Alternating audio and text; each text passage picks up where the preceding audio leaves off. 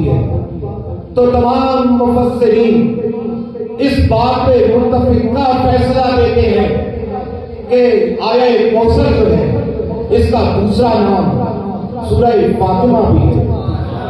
سورہ فاطمہ بھی ہے، سورہ سیدہ بھی ہے، تو اس میں کوئی شک نہیں۔ جب ابو لہب نبی پاک صلی اللہ علیہ وسلم کو گزرتے ہوئے تانا دے رہا تھا کہ اے شخص تو بے اولاد رہ جائے گا،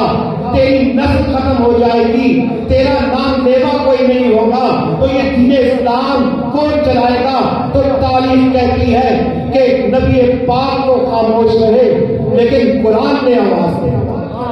قرآن نے وکالت محمد مصطفیٰ میں آواز دی، اِنَّا أَعْطَيْنَاكَ الْكَوْثَرَ، ہم نے تمہیں کوثر عطا کیا، فَصَلِّ لِرَبِّكَ وَانْحَرْ، اور تم اپنے اللہ کی عبادت کرتے رہو، قربانیاں دیتے رہو، اِنَّ شَانِئَكَ هُوَ الْأَبْتَرُ، تمہارا دشمن بے نسل ہو جائے گا، ناپید ہو جائے گا۔ جناب فاطمہ الزہرا کی یہ سلسلہ ہے کہ جس بارگاہ میں دیکھتے ہیں